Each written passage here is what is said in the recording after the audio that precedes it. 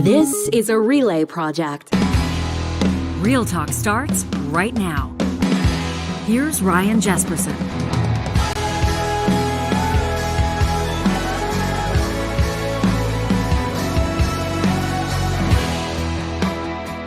Thanks for joining us here on Real Talk. As you know, we're talking Alberta politics this week, this month, as Albertans get set to go to the polls in what's being described as potentially the most hotly contested election in the province's history. In just a moment, how much is the environment on your radar, on your list of electoral priorities, the things you're going to ask the politicians about when they knock on your door asking for your vote? Where does the environment stack up? Remember the outrage? Of course you do. If you're a regular audience member here on Real Talk, the outrage when Albertans learned about the extent of coal exploration and mining in the Canadian Rockies, in particular on the eastern slopes of the Rockies. You remember country music star Corb Lund and everybody else causing a big stink, including a whole bunch of folks that typically were pretty friendly to Alberta's conservative political legacy, all of a sudden taking issue with the way that these leases were being handed out, with the way that the mining was happening. Well, there's a group led by Lund and others that are wanting to put this back on your radar, and that's where we go today in just a moment with Corb Lund in studio. This episode of Real Talk is presented by Business Career College. You can check them out online at ce.businesscareercollege.com. As one of Canada's largest providers of online training, BCC provides high-quality, affordable e-learning to financial services brands of all sizes. They offer students the ultimate flexibility of courses that can be taken through self-study, live webinar, or a combination of both. With decades of experience in the financial and insurance industries, their instructors have helped thousands of learners to get certified without the stress. That's the best part. Do you want to get certified with confidence, build a thriving client base, and learn from the financial services or insurance industry's best experts? Business Career College can help get you there. You can check them out online at ce.businesscareercollege.com. Well, if you pay attention to music in Canada, our leadoff guest in studio this morning needs no introduction.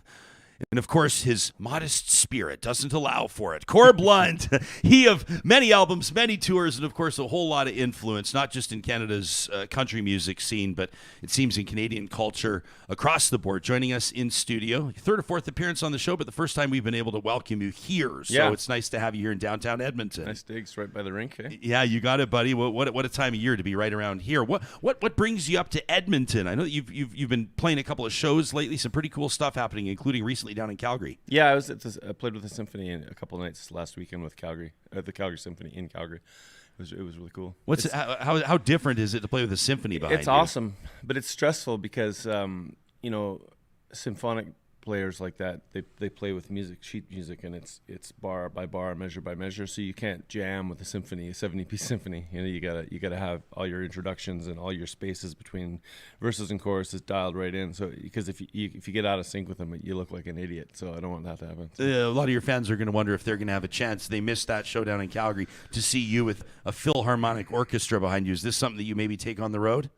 Well, you can't really take an orchestra on the road, but you can certainly pop into different cities and play with their orchestras. So, yeah, and I've done so much work preparing for it. I would like to do more of it, yeah. Yeah, I want to talk to you about coal. In the lion's share of this half hour that we've got you for, we want to get into issues around the environment and politics. It'd be more fun to talk about music. It would be more fun. But, well, I mean, I gotta ask you about Gordon Lightfoot. I mean, he's described by a lot of people as essentially Canada's poet laureate, as one of the greatest, purveyors of Canadian culture that this country has ever produced.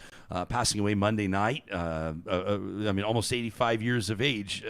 I don't ask, did he have an influence on your musical career growing up? Because it seems like every single recording artist is saying yes. I guess the question is, what was the influence?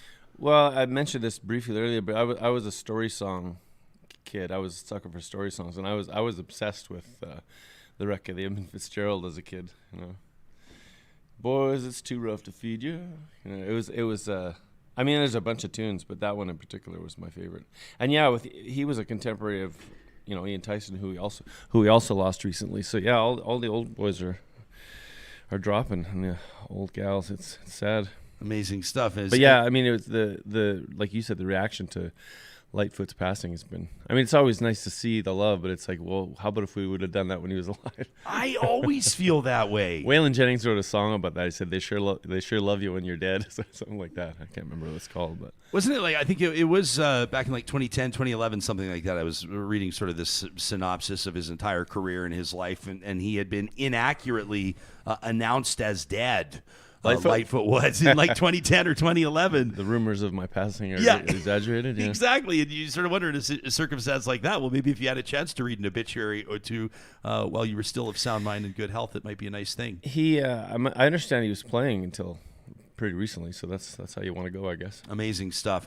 Cool. This is something you've kind of become the face of this protest movement, if I can call it that, or at least the most prominent and recognizable name associated with it. And it appears to cross partisan borders. It doesn't seem to matter what political party people have supported. A whole bunch of folks, in particular in southern Alberta, really riled up about coal exploration in the Rockies, and you've been on this show several times to talk about it. Why don't you bring us up to speed on what's happening right now, and then, of course, the context of this provincial election? Okay.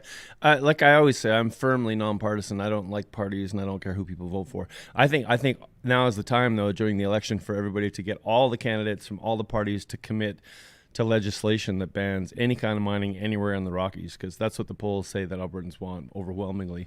And the situation we're in now is that, like, the coal companies are quite happy about it, I think, because everyone seems to think it's over, but all that's really happened is they've paused it, and they've reinstated the Lougheed policy, which has been in place for a long time before they rescinded it. But now we have seen how they can rescind that with the stroke of a pen on 5 o'clock on a Friday if they want to. So what we really need is beyond policies. We need firm, robust legislation. We need laws to keep mining out of the Rockies. And another thing that you're going to run into is that politicians like to use doublespeak and confusion and complexity to leave themselves loopholes. And if you ask your candidates how they feel about coal, if they start talking about land categories or recommendations or committees or balancing coal with other energies or land use policy, all that's doublespeak in my opinion. And all they need to say is, we're committed to having no more coal in the Rocky Mountains, period. Because I think what's going to happen probably is they're going to pretend that some of them will pretend that they're against coal mining, but then they will eventually allow it in some of the less protected areas, like in Category 4, and that will be the foothold, and it will take off from there, and we'll never get rid of them. And unlike a lot of the election issues, this one's irreversible. If we let the coal mines in the Rockies, we're never going to get rid of them. So now's the time to ask your candidates from all the parties. To me, it should be uncontroversial and bipartisan, and the election should be decided on all the other issues that are at play currently, because Albertans clearly don't want any mining anywhere in the Rockies. So tell your politicians that's what you want. You know, you talked about the double speak that can happen with politicians, and people can get into that. I'm trying to remember. I think it was the Jungle Book, wasn't it? The old school Disney film where the kid is like looking into the eyes of the serpent, and then he kind of starts getting like Jedi mind tricked, and that can happen to people. But it's not just that, and it's not just the obfuscation of the issue with the things like land leases or categories. It's also the very real issues around things like jobs and the economy and employment and the success of like coal towns. And oftentimes somebody that will stand up for something they believe to be right, like protecting the environment or protecting the Rockies, will be met with blowback. What are you going to say to the hundreds or thousands of people whose jobs will be canceled? How have you navigated that? Have you experienced blowback from your advocacy? Oh yeah, sure. I've had death threats. Actually? Yeah, on Facebook, but Facebook's a sewer, so I don't really take them too seriously. But violent threats. But the thing is, like, of course we need jobs, and of course we need economic stuff. But if you look at this thing, it really doesn't offer Albertans very much, because the numbers I've heard are there are a couple hundred jobs per mine or something, and you have to offset that against ag jobs and tourism jobs. Not to mention, we all know how this works. We're guaranteed that the taxpayer is going to be paying for the cleanup. Again, that's just how it always works, right? So really, the economic benefits are pretty insignificant, I think. And like I mentioned this off air, but I'm not from Hollywood or New York City or something. I live here. I'm sixth generation Albertan, and I personally drink the water out of the Old Man River, and so do my family, so do my friends, so do our cattle. I mean, all the agribusiness in Lethbridge uses that water, and for a few hundred jobs upstream, it's just not worth it. It's going to make a hell of a mess, because coal mining always does, and we're going to pay for it. And it's just going to be, all you got to do is look 100K across the border into BC in the Elk Valley, and that's what we'll have. You referred to yourself when you first walked into our studio, and then the minute that the microphone turned on, you reminded everybody you're fiercely nonpartisan. That's right. You're not a guy that likes to like wave a party flag. You're probably not a guy that likes to drive a line right between the middle of your fan base as well, which I think is something that an entertainer would have to consider. How unusual is it for you to become so engaged, or can I say even, I don't know if I want to say captivated by, but your commitment level on this one is significant. How unusual is that for you for an issue that might be seen as a political / environmental one? It's pretty unusual. I've never done like this before. It's the first time, and I never will again. Once this is legislated, somebody else can do the heavy lifting on the rest of the world. But no, I mean, when I first got into this, I educated myself for months, and I met with people from all across the spectrum politically, and I met with people that were against the coal, like conservation people, and I met with people who were pro coal, and some of the CEO people and some of the PR people for the coal companies. And with my limited intelligence, I assessed all the information, and I would feel like I was lied to, and I was, don't worry your pretty little head about this stuff, we got it. And I really feel like I was not honestly dealt with. And so I got my teeth sunk into this thing now, and I don't think I'm going to give up until we get legislation. And I don't give a shit anymore about, like, I'm sure that there's been people who have been alienated by my position, and I don't care. I drink the water, and so does my family. So yeah, I mean, when it comes down to that, it's something that's very personal, right? Yeah. And oftentimes for a lot of people, to state the obvious, that's what lights a fire under somebody with a specific issue, is how it affects their family. Has your family, or have your neighbors or people that you know in that region or that part of the province seen the impact of coal exploration already, or is this something people are just concerned about, the future of it? 100% they have. Like, the people that brought me into this weren't, and I have nothing against tree-hugging hippies, but I got some friends that are exactly that. But the people that brought me into this weren't those people. They were family ranchers that have been on the land for generations, and they've seen devastation. And that's only from the exploration phase, which is a minor part of it. And they haven't even cleaned a lot of that up yet. So everything I've seen has just been, it's like a movie, right? We've seen this story a million times. Like, they come in and they take the money, they take the coal, and they take the resource, and then they restructure, or they go bankrupt, and the taxpayer's left holding the bag. Yeah? You've seen it a million times. Yeah. So, and I also should say that I always mention I'm not anti-resource. I'm not anti-industry either. It's just that every situation has to be looked at on its own merits, and this one, if you look at it, is a really dumb idea. It's short-sighted and possibly corrupt, and in my opinion, and it doesn't really benefit very many people. Yeah. Have you seen, like, with regards to the the amount with the competing things that we try to navigate, and what's trying to compete for our attention and where we put our efforts, oftentimes, the way that the news cycle goes, people will go, oh yeah, I forgot about that story.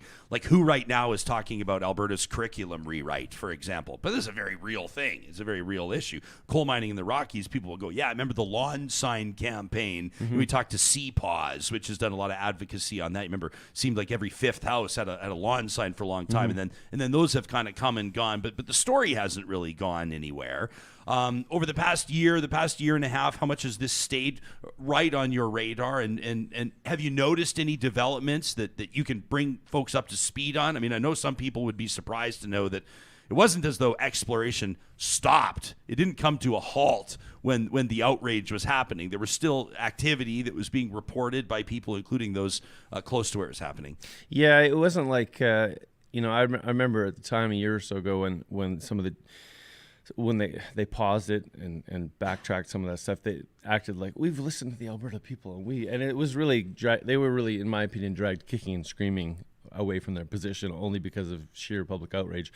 And you're right, it's hard for people to stay on top of these things and be white hot angry for a year or more because they've got hockey practice and jobs to go to and kids to look after. I get it, but I've been watching it, and the reason we're speaking up about it now, or I'm speaking about it now, is because there's an election happening, so that's the obvious time to bring it up. And it was paused, but like I said, it's not. the companies are still, from what I can see, lurking in the background and waiting for their opportunity. And like also, as I mentioned, the policy was just rescinded with the stroke of a pen, and then under public scrutiny and outrage was reinstated. But now that we know how easy it is to rescind it on a whim, we need more than that. We need legislation, we need laws. And once we get solid laws in place, I'll shut up about it. But not only do we need laws, but we need laws that are very clear and very simple and straightforward about no mining, no coal mining in the Rockies or anywhere near the Rockies, period. Doesn't matter what land category, doesn't matter what the future land use policies are going to be. Right now, we want no more coal mining in the Rockies. Real simple. Make it happen. I appreciate our live tuning audience is like, arguably the several hundred most engaged Albertans on the planet. Like, I mean, I think I would go to the wall with that claim.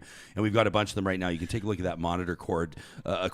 Sharon Morin says you got to check out this photographer, Garth Lenz. It's Lenz. I've not seen these. I'm just seeing these photos for the first time. But if you're listening on the podcast, check out Garth Lenz, lenz.com, and just remarkable photos of mining in the Rockies. It's kind of, I mean, to be honest, it's a bit of a gut punch, these photos, but it gives you a clear sense. I mean, these are some of the most pristine lands in the country.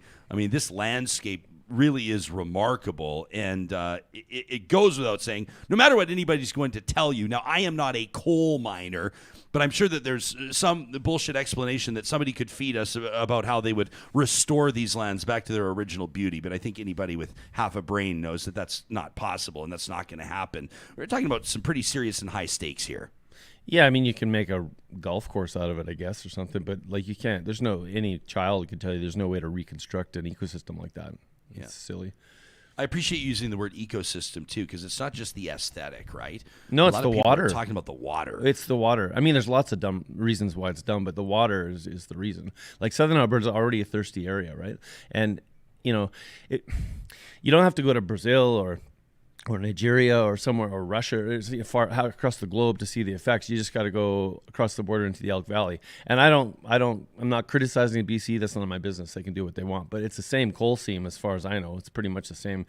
So if you want to see the future, all you got to do is just drive across the border. And in the Elk Valley, the selenium contamination in some of those rivers is many times higher than what's safe for aquatic life. And I know at least one town, maybe more, have had to stop using their well water because it's been contaminated with selenium, especially, and other contaminants from the coal mining. And even Montana is making noises about suing BC because they've ruined their water downstream too. And it's like, I actually understand this issue. I've spent a lot of time on it, and I read a lot of comments and stuff sometimes from people who don't seem to understand. What happens is that they take the overburden, which is the industry term for the rock that's on top of the coal seam. They blow it up when they strip mine, and they dump it in the adjacent valley, and those exposed surfaces of the rock expose selenium. And when the rainwater washes over those freshly broken up rocks, it leaches selenium into the groundwater. So it's not a matter of just cleaning up the water that's coming out of the hose in the factory. It's like it's seeping into all the groundwater. So towns many miles away can have their water affected by this, and they have. And it's and one of the industry leaders in mitigating this stuff has spent $1 billion over there, and they've barely made a dent in it. So it's essentially unfixable.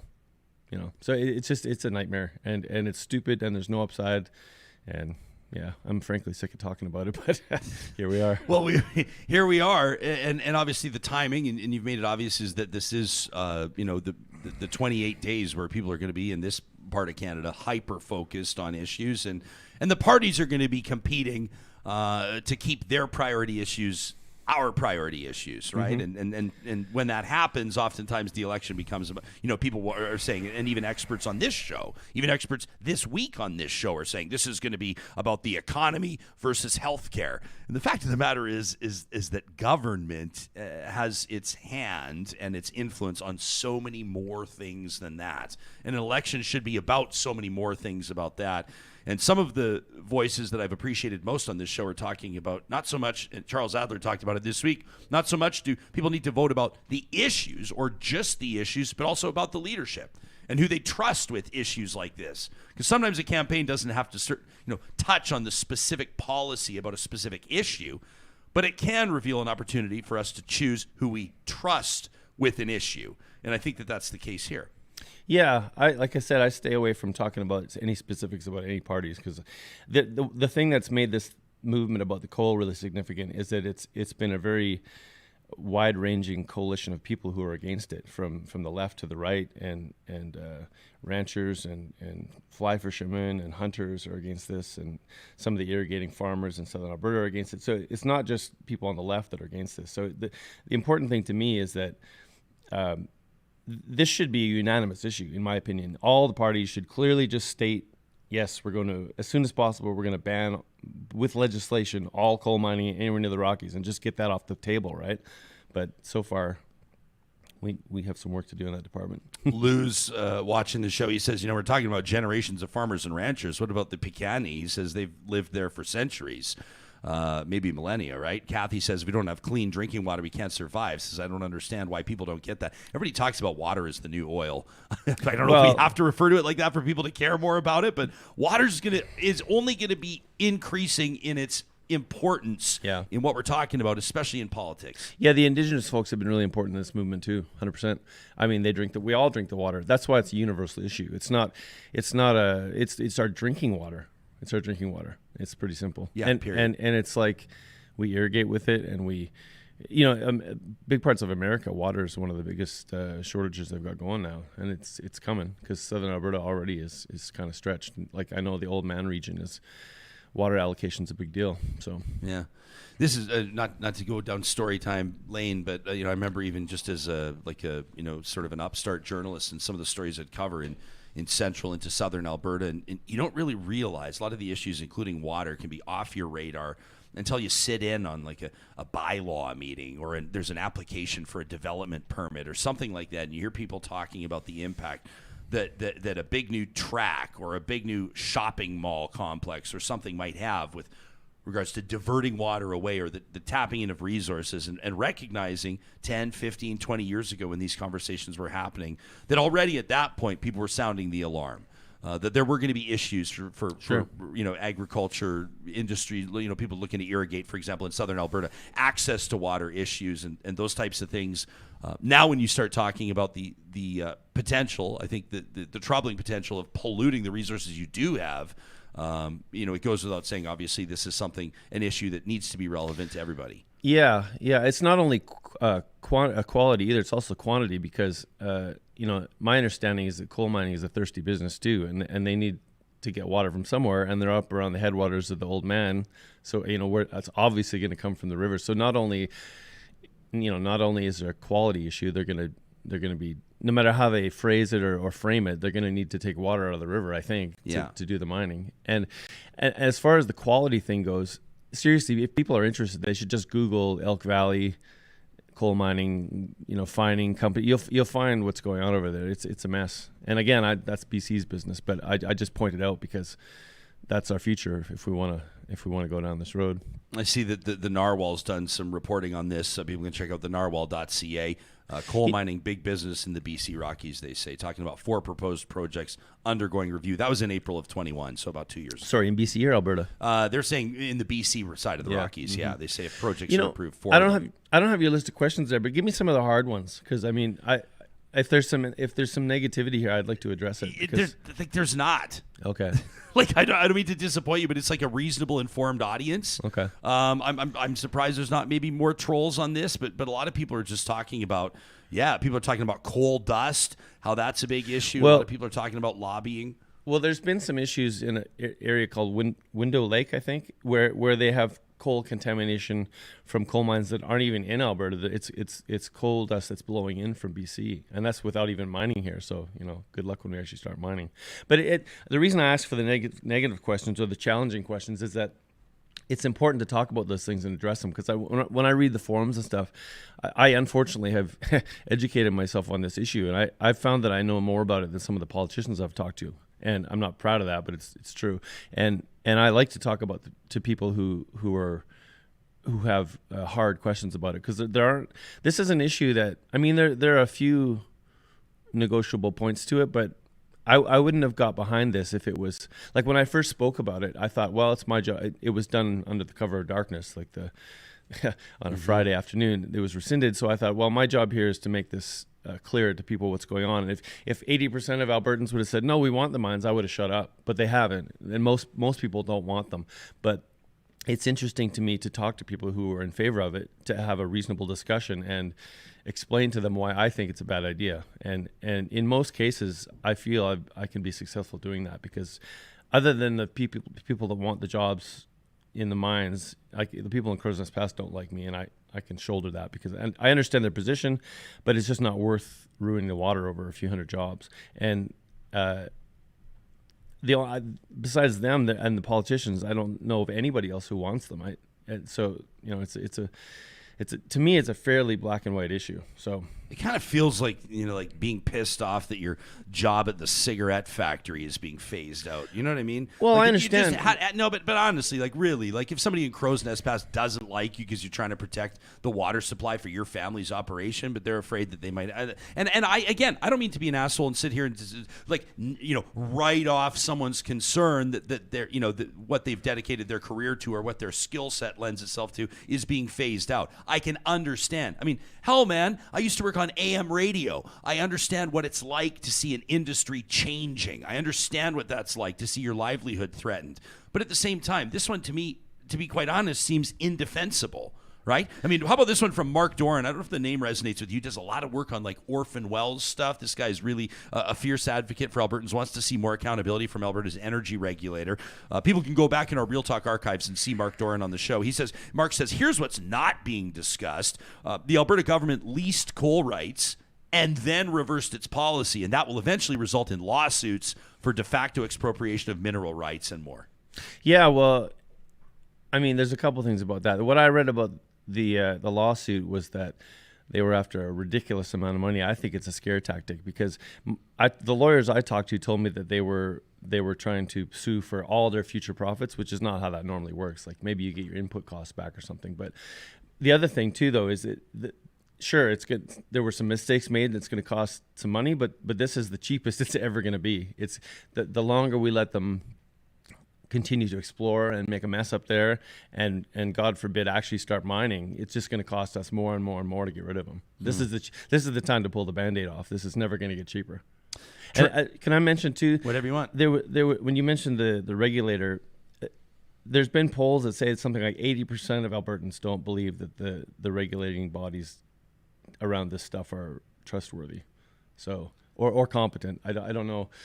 Well, I mean, you want to get into the Curl facility up in, Fort McMurray and the leaking. Yeah. You talked to Chief Alan Adam about the tailings ponds leaks and how the, Alberta's Auditor General, with whom we have an interview request, Alberta's Auditor General's scathing indictment of the Alberta Energy Regulator right now. No wonder. I think that 80% is a low number for people that don't have faith in the regulator. It's just tough for me to believe that the mess isn't going to end up on the shoulders of the taxpayer. Like I know I would bet money that it would. It just always does, right? So how about this one from Tracy, who says, it's been the norm for decades that small business and entrepreneurs keep their political and religious beliefs to themselves. Good on Corb Lund to stay non-political. Yeah, I don't care about politics. I don't like political parties. So you're not going to run in the next election, is what Hell you're no. saying? Never, ever. All right, my man. Hey, can I mention one more thing? Yeah. There was a thing in the news recently where one of the coal companies called Montum, that has a number of coal leases, has announced a project to turn one of them into hydropower, right? And they partner with TransAlta on this, I think. And I just want to point out that sounds good and everything, but they, in my opinion, and from what I've read from their meeting notes, they have every intention to develop the rest of their coal leases. So, and I would think that if they make money on that, it may even fund the other coal leases. So don't be sidetracked by that little piece of smoke and mirrors either, because as I think that might be almost the definition of greenwashing. Because it's great. I guess I'd need to know more about the project to know if it's a good idea to have that kind of industry in that area, whether it's coal mining or something else.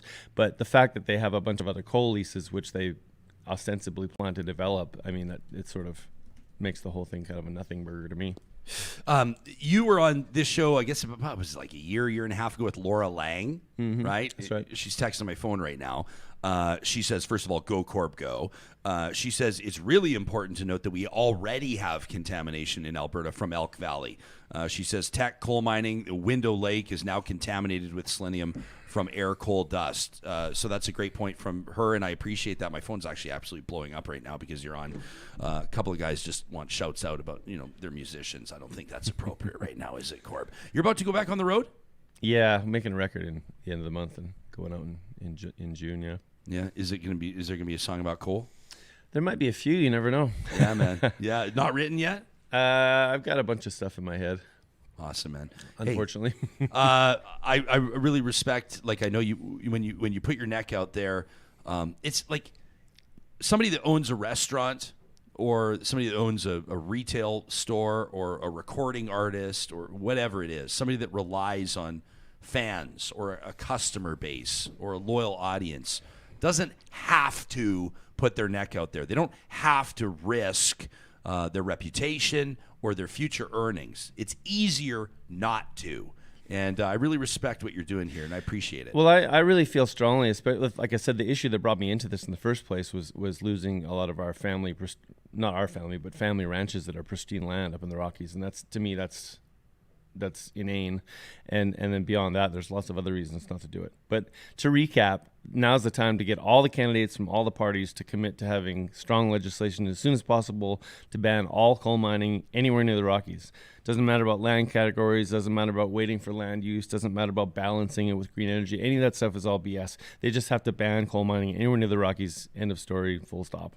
That's Corb Lund. You can follow him on Twitter at Corb Lund. I saw you interacting with some people as recently as I think it was this morning or last night. So if people want to ask you a question or something like that, I know you didn't shy away from being challenged on this show. I didn't scan all the comments, but there weren't a lot of people throwing grenades at you. Well, so there's some out there, really and I'm happy to talk to those folks. Well, sure. And hopefully, it's possible to have productive and reasonable and respectful conversations. We try to have those. We had one yesterday on the show, very highly partisan back and forth to senior strategists trading punches from each party. But I like to think that, most Albertans are going to be doing what I was doing last night, which is sitting on the sidelines of a kid's soccer game and talking about things that people care about. And, of course. And that's where we meet. Yep.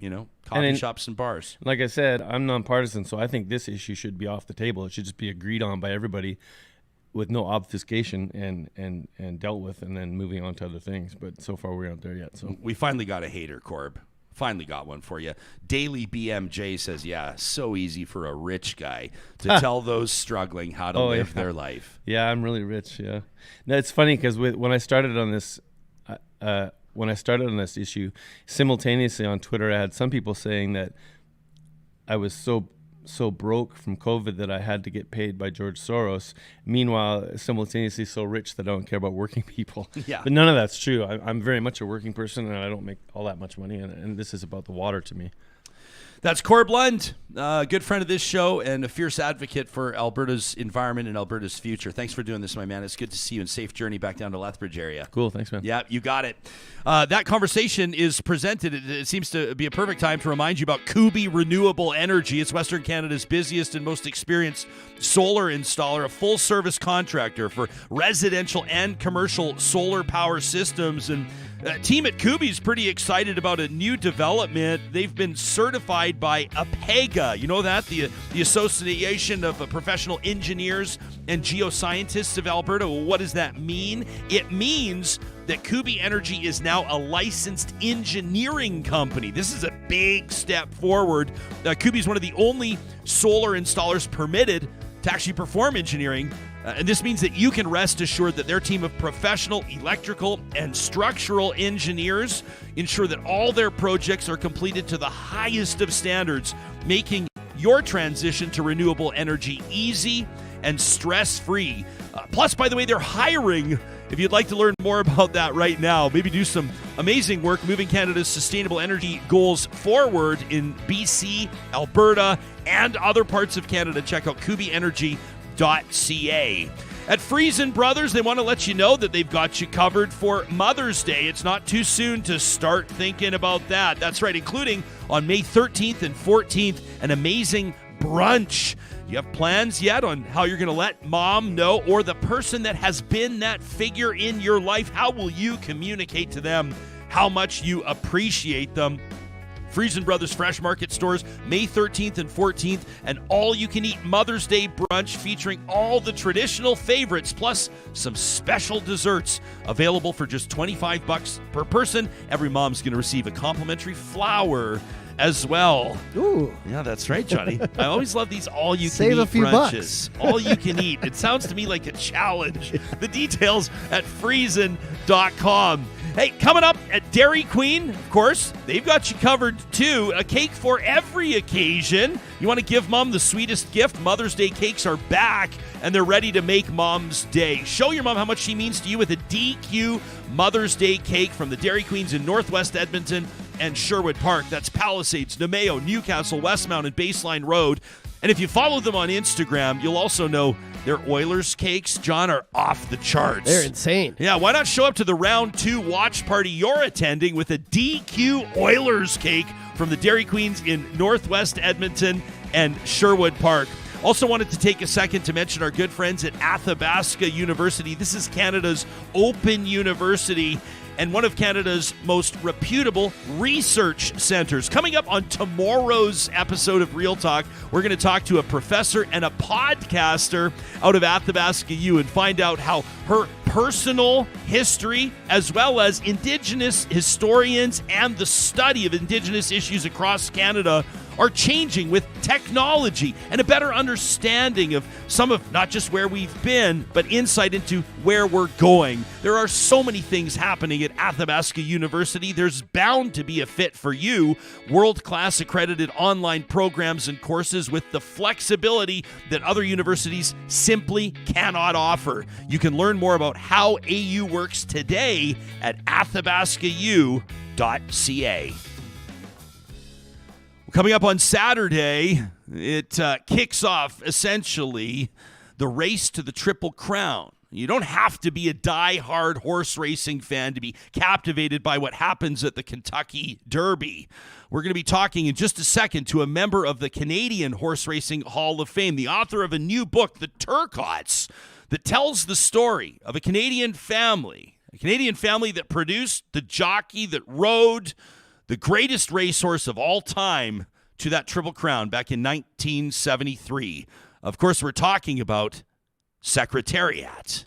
I could listen to calls like that all day long. Now, that was Secretariat at the Preakness Stakes. That's one of the 3 you got to win that Triple Crown. It all starts with the Kentucky Derby. You don't have to tell that to Curtis Stock, a Hall of Fame writer and our guest in studio. Hey, congratulations on the new book, by the way, The Turcottes, the remarkable story of a horse racing dynasty. This has been something that you've been writing about, a passion of yours for a half a century, Curtis. Yeah, I've been writing about thoroughbred and harness racing for about 50 years. It's been a long time. What is it about the Kentucky Derby? I mean, aside from the style of it and the traditions of the special beverages that are served and the fascinators and all that kind of stuff, what is it about the Kentucky Derby that sets it apart, that makes it so special?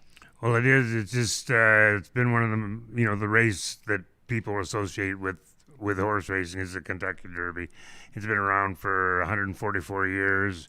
Some great horses have run it, and some great horses have won it. But it's the big day.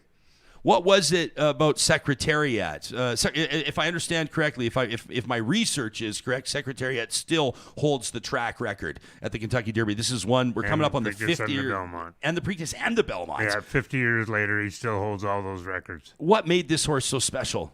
Well, he was just the most fascinating, greatest horse of all time. He had a big rear end on him, and when they did an autopsy after he died, they found out that his heart was twice the size of a normal horse's heart. Actually, twice the size.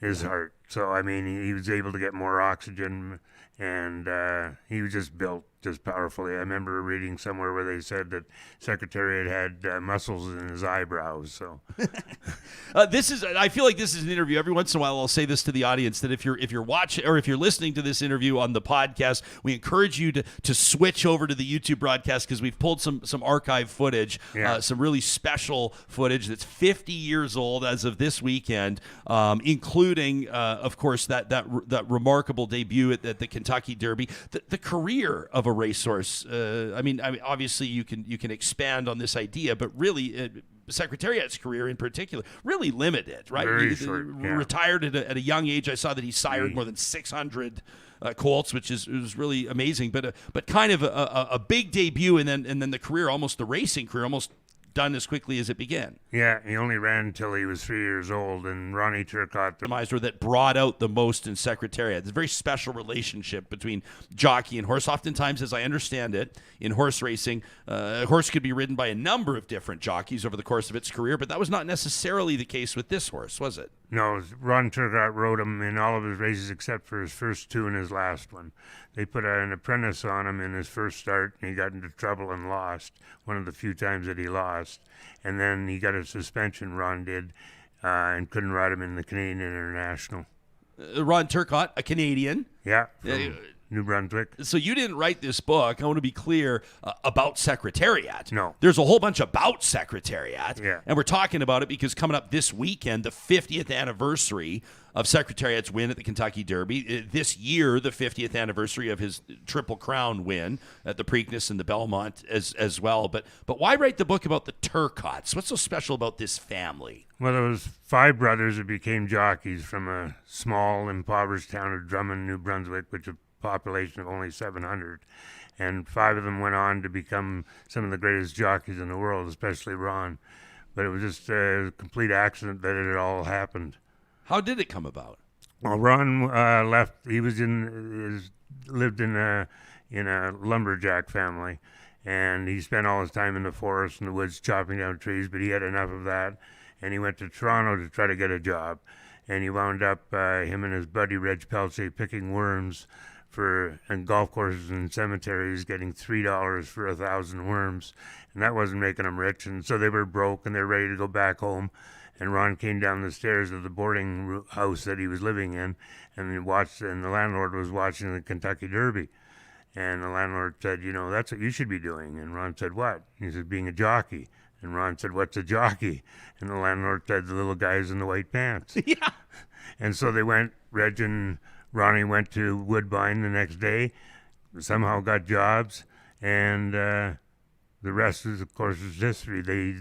In 2 years, Ron was a leading rider in Canada, and he was a leading rider the following year as well. I'm gonna use a word that's unfair, and so I need you to correct me. But he had a bit of a reputation as being a little bit reckless, didn't he, or unpredictable, or daring in how he would ride these horses. He's very aggressive. He's a very aggressive rider. He's a very strong rider. He had like a 42-inch chest and a 28-inch waist. So he was a very strong rider. And this was what was so masterful about the way that he rode Secretariat. Actually, Johnny, where was the big huge win, the 30-length win? That's Belmont, right? Length. Johnny, can we load up that video, the other clip?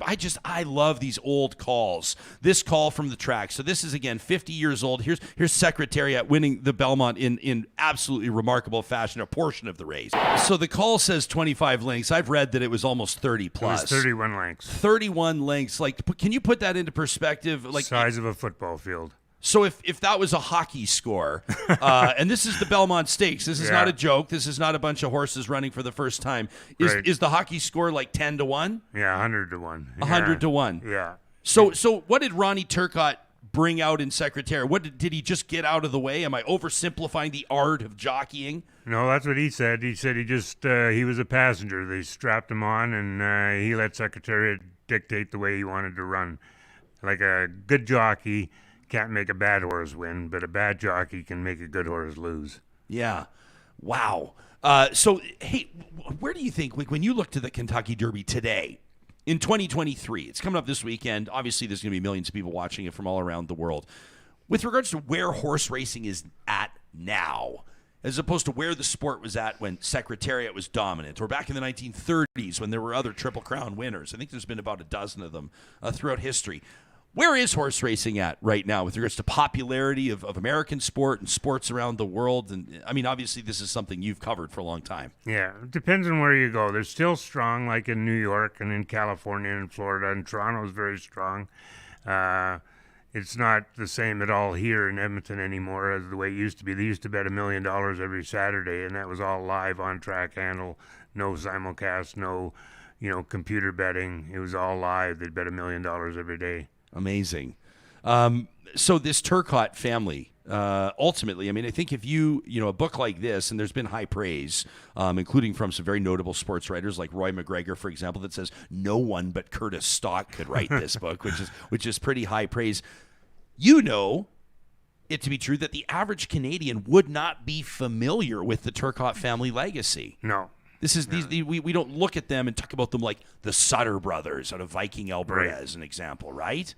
Yeah, no, it's a largely unknown part of Canadian history. These five brothers going on to great things, and it's a story of triumph and tragedy, too, because bad things happened to all of them. Yeah, including Ronnie Turcotte. Yeah, paralyzed from the waist down in the spill in New York in 1978. Yeah. Was that something, I mean, I guess you think of like the riskiest jobs in sport. It's the one of them. riskiest sports to play. Being a jockey, Yeah. I think has to be right up there, huh? Yeah, oh yeah, for sure. With a jockey, it's never a question of if they're going to get hurt. It's how often they're going to get hurt and how badly. Huh. Because they go through a lot. And, like the Derby's going to have 20 horses in it, so a lot of things can happen. That was kind of fascinating, wasn't it? And again, I know I sound like someone that's just like fascinated. I have like this like childlike wonderment with it. And again, I'm like 12 hours off watching the movie. So thanks for not rolling your eyes on that. Your book's amazing. But the field at the Belmont Stakes there, where Secretariat runs away with it and wins by more than 31 lengths. Only 5 horses running in the entire race. Yeah. That's because a lot of owners were actually keeping their horses out because it was perceived to be kind of like the Alberta election, a 2-horse race. Yeah, it was a 1-horse race, and they all knew it. So they weren't going to beat Secretariat, so there was only 5 in that race, yeah. That's very unusual, isn't it? Very unusual, yeah. Yeah, why? They just don't want their horses to lose. They don't want to risk the injury. Yeah, they knew they couldn't beat him, and it was actually surprising that there was 5 that showed up. But they do pay 5 places, so. Wow. Real talkers will want to know, including probably the technical producer of this show, if you have a call for who's going to win the Derby this year. Angel of Empire is my long shot to win the. Angel of Empire. Yeah, Forte will be the favorite. He's a remarkable horse, but Angel of Empire is my long shot. He won the Arkansas Derby very impressively. Secretariat was sired by, was it Man of War or Bold Ruler? Bold Ruler. Did Secretariat sire? I'm going into the weeds with you on this one. Not any Triple Crown winners, but No. were there any sort of notable offspring that lived close to realizing the legacy of Secretariat? No, not really. He was a really good broodmare sire. In other words, like mares that he foaled produced a lot of champions. As a stud himself, he didn't produce that many winners. He produced a lot, but not as what people were expecting. It's kind of like how Wayne Gretzky's boys didn't play in the show. Yeah, I guess so. Hey, Curtis, congratulations on the book, man. The Turcottes, the remarkable story of a horse racing dynasty. People can find it anywhere they get good books, and they can follow you on Twitter at Curtis J. Stock. Obviously, you do a lot of golf writing as well, and you got a golf radio show with my pal Murray McCord on the weekends too. TSN 1260. People can check it out. Yeah, Sunday mornings 8:30. All right, buddy. You and me, let's get on the golf Let's course this do year. it. I look Yeah, forward let's to do it. it. Yeah, Hey, that'd be congratulations on the new book, and thanks for hanging out with us. Thank you very much for having me. You got it. That's Curtis Stock, the new book, The Turcottes, the remarkable story of a horse racing dynasty. How cool was it for you going through that archive footage It was yesterday and watching amazing. those horse races? And like I said, watching the video of and I think somebody commented that, like, if you just hear 30 lengths or 31 lengths, like in your head you can't picture it, but when you see how far that doesn't happen anymore. No, that is just incredible. I mean, they're saying like Curtis says, like he's a football field away from the rest of the field. I mean, just unbelievable stuff. Yeah, 80s Fanify says without that footage, it would be hard to actually believe that finish. And Lauren says, can you imagine Jack Michaels, the voice of the Oilers, calling that race? Down the stretch. Down the stretch. This is why you love horse racing. All right. That interview is presented by our friends at Complete Care Restoration. They're the ones that built this studio that we're working out of every single day. And Johnny and I watched them work. Like, we were in here watching them work because we needed to make sure that everything was unfolding as we needed it to. And that also gave us a front row seat to see how they operate and how they hold themselves accountable. When it comes to fire damage, flood damage, mold, or asbestos removal, oftentimes you're talking about your most important space, your biggest investment, your home. Maybe it's your business. If something goes sideways, if you find yourself in an unenviable position, don't mess around with who's going to do the restoration. Give Complete Care a call today at 780-454-0776. They come with our passionate and unreserved endorsement. That's Complete Care Restoration. At Local Environmental Services, they want you to know if you're a business owner or a decision maker in Edmonton and area, Whitecourt and area, Regina and area, it's time to check out localenvironmental.ca. Why? Well, number one, it's a family-owned business. A real human's going to answer the phone when you call. Number two, they understand the value of keeping it local. That means that their commitment to local communities where they live and work is unparalleled, let alone when you're dealing with the big multinational competitors. My heart is warmed every time I'm driving through back alleys or behind big establishments and I see those telltale green bins with the Local Environmental logo. Join that team, of course, that's paying less and getting better service by visiting localenvironmental.ca. Don't forget Trash Talk coming up on Friday. We've got some real bangers, Johnny. Emails to talk@ryanjesperson.com. That's presented by Local Environmental Services. At Apex Automation, they're putting out a call to not just Canada's most experienced and best automated professionals and, of course, engineers, but those that are just graduating, the bright, young, talented engineers of today and tomorrow that are looking for work. Apex Automation is hiring, and right now they'd love to talk to you. If you're interested in engineering, fabrication, automation, or Industry 4.0, take a step in the right direction for your career today by visiting apexautomation.ca. We're really excited to be partnering with and supporting Northwest Fest. This is Canada's longest-running independent documentary festival. The International Documentary Festival at Northwest Fest is pairing up with and partnering with the Rainbow Visions Film Festival. As a matter of fact, they're screening back-to-back. So Northwest Fest kicks off on May 4th. That's right. That's this week. It's the one you're not going to want to miss. Tomorrow, the big launch, and it runs all the way through to the 14th. 10 days with more than 20 feature films, all of them screening at the historic Metro Cinema. You can check out the full lineup, individual tickets for all films available at northwestfest.ca, including only in theaters. Yeah, it's being described as one of the best movies of the year, a beautiful love letter to independent movie theaters and the fight for the legendary theater in LA, a chain trying to stay alive, especially after the pandemic. That's only in theaters. Just one of the feature films you're going to want to check out at Northwest Fest. Get your tickets today at northwestfest.ca. I've heard that only in theaters film is supposed to be amazing. You wonder if people I heard it's only in theaters. Way to go, John. Very well played. There is something about being in a movie theater. Yeah. And I know that everybody these days is getting the projection, the monitors, they're in their home. They can We've blow. got one here. I know we do. Are we part of the problem? They can blow up. Why do you have to sewer us Well, like I'm that? just saying. No, you but gotta- it's true, right? Yeah. My next door neighbor has a home theater that is like the envy of the block because the screen can be like 100 and some inches and it's 4K and amazing. And everybody's got their leather couches at home and they've got the beautiful popcorn that they can make themselves. And going to theaters costs a little bit more money than it used to. But when you actually go to a theater, you realize and remember the magic of the experience. Yeah, a lot of those movies come right out on different streaming platforms too. So it's like you can, and I think since the pandemic, some people have some anxiety. You know, I know my wife's one of them where like big crowds now since the pandemic. She's like, I'm not used to this, kind of thing. But there is nothing better, that experience, going in, smelling the butter and the popcorn and paying $400 for your combo, and then walking in. Like, it isn't expensive. I know it's a lot more expensive than back in the day, but it's worth the experience. And you sit in there and everyone's kind of chatting before, and it's a great experience.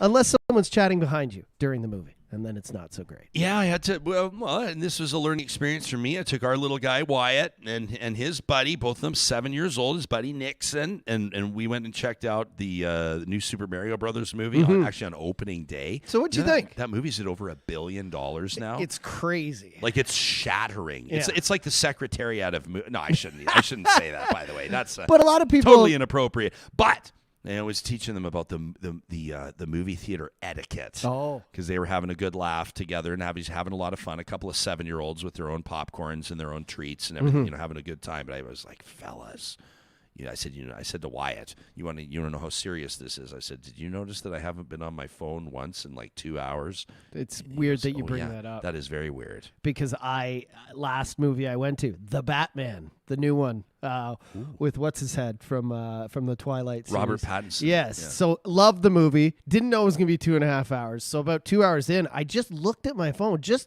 to check the time, because I'm like, this is running really long, is it not? You never know if you got an email or an emergency. So Sure. just turned on my phone for 2 seconds, but the light from it, Oh, yeah.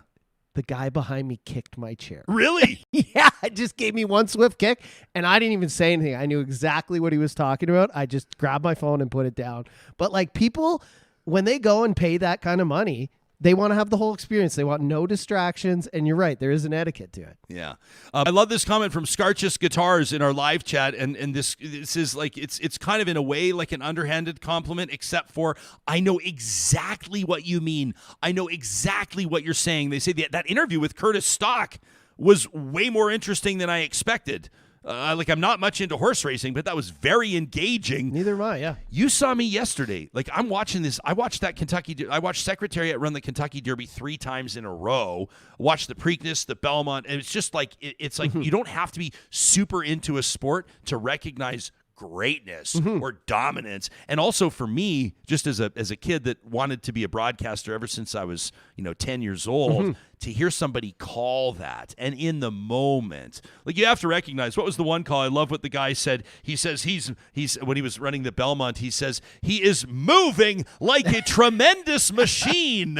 I just thought that's such an amazing thing to say about an animal. And cutting those clips, like you sent me, I think yesterday, you did it ahead of time. You're like, there's going to be a lot of clips, and you sent me them all. I'm like, we wanted lots of video highlights. And you know me, I'm the animal rights guy, so I'm like, oh, horse racing. And then as I'm cutting them and watching them, I'm like, wow, this really, just like the movies, really was an experience back in the day. And now, as he's talking about it, not as popular now, but people made an experience. They went out there, they gambled a lot of money, but just seeing the last clip we saw of the 31 lengths ahead, I was like, wow, this was an incredible animal. Heart two sizes. Like, that's right out of a fairy tale. 2 sizes the size of a normal horse. That's incredible. Can we, you want to talk about the animal racing for a sec? It's real talk. I don't know that. It's just the thing. I would never go and support the horse races, but even I was kind of enamored. I was drawn in watching these clips. Now, someone will say, and like, just let's be honest. So some people, advocates for the sport, would say these horses are born well, for sure, but like, they're born and bred to run. They want to run. They're kicking the stalls. They're competitive. This is what they're born to do. They want to do it. And then detractors or critics of the sport would say, obviously, what do they want to do? They want to run and snap their leg and get shot behind a tarp? I don't think so, right? And obviously, I think it's more controversial. I think it's safe to say.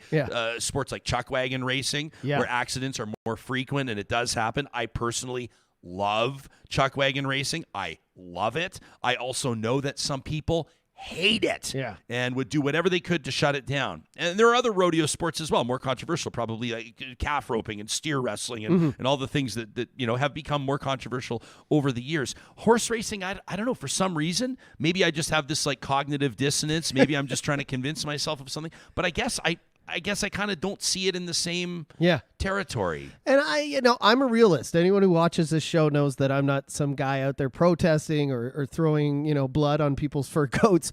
But for me, like, I always think, and I know this is like, again, fairy tale thing, that like you were saying, I think all horses, all animals in general, the main thing they want to do is roam free, but I'm also a realist, and I know that's not how it is anymore. They're trying to live a life with humans on the earth. But again, I'll stay away from that because I don't want to get into that. Just watching those clips, even I was amazed at, like you said, this horse that was born to run and did it better than anyone else. Like, those records are never going to be broken, Ryan. No. I mean, he holds the track record in all three of the Triple Crown races, the Belmont, the Preakness, and the Kentucky Derby, and those records have stood for 50 years, and people aren't even close. And this was back in the day. Horses. People are definitely not close. Think of the way they train horses, take care of them, even the food, whatever they give them nowadays has to be, 100 times better than back then, and that horse was still top. Yeah. Really, really incredible legacy. But listen, and you know what? I appreciate, one of the things I really appreciate you, Johnny, is like you go, well, I'm not going to get into that, or I'm not going to go there. I think it's okay to do that. And this show encourages that, right? Like yesterday, I talked to Erika Barootes after our episode, and her, what do I call it? Like, it wasn't a dust up. I mean, it was... What was it? It was a debate. It was a great debate. And we didn't. It was great. We didn't necessarily set it up that Cheryl Oates, formerly Rachel Notley, Premier Rachel Notley's director of communications, and she's now a senior strategist and an advisor on that NDP campaign. She's out of Calgary. And then Erika Barootes. If you missed it yesterday, you have to watch it. Erika was Premier Danielle Smith's principal secretary for a time, and now she's down in Calgary helping quarterback their Calgary efforts on the United Conservatives. And we set it up as though, like, we're going to go back and forth. We're going to talk about the issues. And then it just sort of like right out of the gates, it's like somebody, like the guy that doesn't go camping that often, and then he starts the fire with gasoline. They understood the assignment. Like, you didn't get a word in edgewise, but it was great because it was back and forth, and they let each other speak. And they counterpointed, and it was probably one of the best debates we've had in a long time. I agree. And so Erika was laughing after the show. I mean, she's used to taking fire, and she's no stranger to it, and she was perfectly fine with it. I saw that somebody, she brought it to my attention, somebody had described her as a pebble in their shoe, and she thought she got a real kick out of that. But I said to Erika, one of the beautiful things about this audience is that you're going to have people that are full-blown left-wingers. You're going to have people that are absolutely unapologetic right-wingers. You're going to have a whole bunch of people whom I firmly believe represent about 85% of our population who are other, who are in the middle, whom Dr. Jared Wesley described on this show on Monday as the moderates, right? More than 50% of Albertans polled, when asked to describe themselves as a moderate, a progressive, a conservative, or otherwise, more than 50% describe themselves as moderates, which means that you live in those gray areas. I mean, this show, we poured our foundation in the gray areas. And that means if you have a different take on coal exploration on the eastern slopes of the Rockies, if you have a different take on rodeo, if you have a different take on carbon pricing, or hell, which movie is the Secretariat of movies, we want to hear from you. To talk at ryanjesperson.com. Did you see these election flyers out of Calgary that are making news? I wanted to talk about this and put this in front of the audience today. Did you see this story? Mm-hmm. This is absolutely hilarious. And I don't know that everybody will find this funny. I'll describe this for people listening on the podcast. If you're watching us on YouTube, thanks to everybody that subscribes to our YouTube channel, by the way. You can see it for yourself. These are orange-colored, NDP-colored flyers that are going around out in mailboxes in Calgary Curry. This is from the Twitter account Viper26, who has shown this election material, this promotional material for the United Conservatives that wound up in their mailbox. They say they're having people distribute flyers in NDP colors. Asserts this person. They know that if people realized this was a United Conservative flyer right away, it would go straight into the recycling bin. But this is amazing, John. They actually use NDP branding. Look at this. A photo of Rachel Notley, not Danielle Smith. They say, describe her as Rachel Notley, a member of Jagmeet Singh's Alberta NDP. They use the letters Alberta NDP. They describe it as a mortgaged future and ask, can you afford Rachel Notley? Now, some people are saying that this could actually violate some of the rules. Now, I don't know if that's valid or not. I'm sure that there will be some sort of complaint lodged with the election commissioner. But this just goes to show, and I actually think it's kind of a cheeky tactic. Like, part of this makes me snicker. Well, they're going right towards NDP supporters to read creative. it. Right? Yeah. They're getting creative, and they're trying to reiterate that messaging that is Alberta's NDP is the federal NDP, all right? Because if you have a membership in one, you have a membership in both. So they want to say, hey, listen, if you support Rachel Notley, you support Jagmeet Singh. And Rachel Notley can't exactly come out and say that's not true, right? She can't take big swipes at the federal party, but anybody with common sense, any audience member to this show knows that there's quite a different approach to a lot of policy from Alberta's NDP than the federal party. It's a good sell to put like Ottawa and Rachel in the same idea, right? And look at this picture of her and the Prime Minister, Justin Trudeau. There it is again on that election marketing material from the United Conservatives. You could let us know what you think about this. This one landed up in a mailbox in Calgary, Curry. What about in your neck of the woods? We would love to see how things are playing out. We'd love to see how local campaigns are getting their message across. And of course, we'd love your insights. We're going to bring you Alberta's most real election coverage. We're going to have the conversations that real people have. We're going to be sharing perspectives that real people have. And of course, that relies on you getting in touch with us. You know, our hashtag RealTalkRJ, as well as where you can hit us up on Instagram, on Twitter, and on TikTok, where John's been killing it with our daily highlight videos. Yeah, You're having a lot of fun with that. Get a taste of the debate yesterday. Our TikTok video up there. People just, the comments going crazy. I don't know how you narrowed it down, because it was like 59 seconds. It's got to be less than a minute. Well, but they went for 40 straight minutes just back and forth. People don't know that I actually went and got a BLT halfway through the end. I just went and helped myself, went for a walk on the street, grabbed a latte, brought you a caramel macchiato, and then came back and got on with the rest of our show. These conversations happen because of amazing sponsors that we would love for you to support. And that includes the team that we're working with literally right now on our own outdoor space, Eden Landscaping. We're trusting them with our budget. We're trusting them with our dollars. And of course, our biggest investment. That's our home. Our backyard's just not delivering in the way we need it to. Quite frankly, it looks terrible because the dogs that we love, well, they've taken their toll. And live grass, John, is no longer feasible. Plus, we've got kids that are growing up and need a more appropriate play area. These are the priorities that we've told Eden Landscaping about. And, of course, we gave them our budget. We put that number down on a piece of paper. And watching them work around our needs, our dreams, and our budget has been a real treat.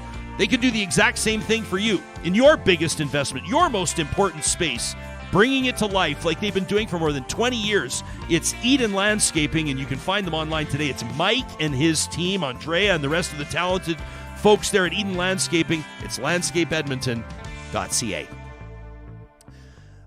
I think that you and I can let Real Talkers know that at some point this month we're going to be taking the show on the road. And there are still some details to be determined, but we're looking forward to, on a future Wednesday, not too far from now, bringing you coverage live from Jasper National Park. It's going to be incredible. Possibly a full week. In the meantime, we're going to go out to Jasper National Park in a bit of a different way.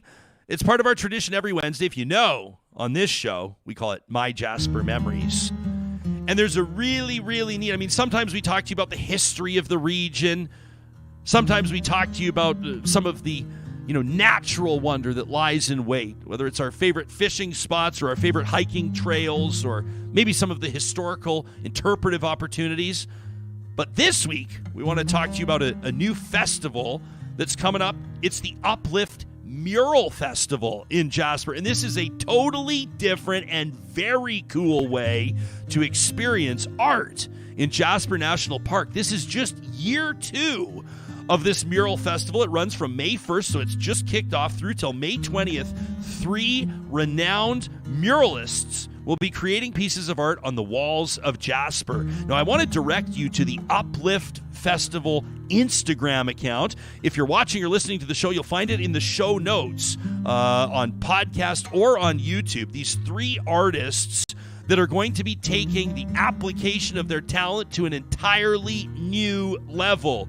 And this is an opportunity for you to visit Jasper through the month to see the progress as these walls transform.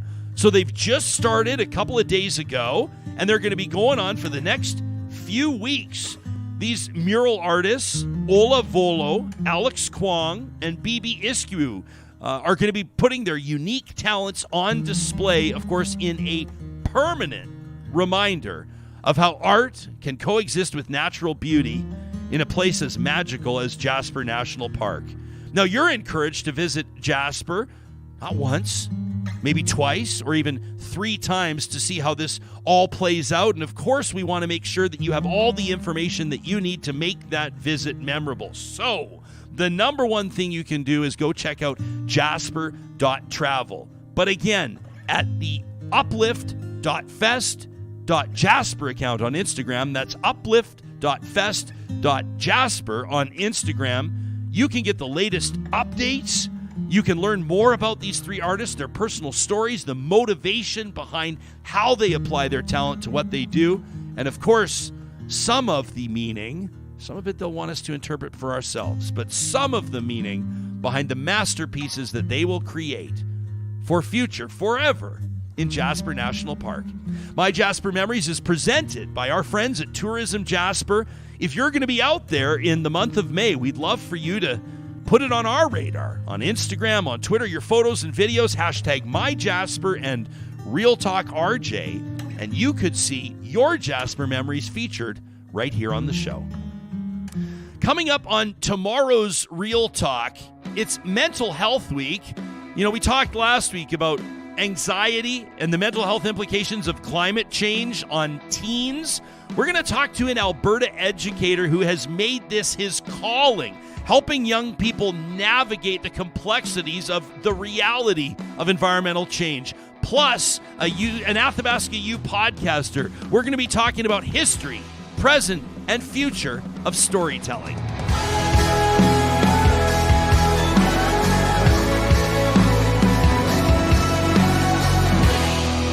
Real Talk is hosted by Ryan Jesperson, executive producer Josh Dunford, technical producer John Hicks, general manager Katie Cook-Chivers, account coordinator Lawrence Derlego, human resources Lena Shepard, website design Mike Johnston, voiceover by me, Carrie Skelton.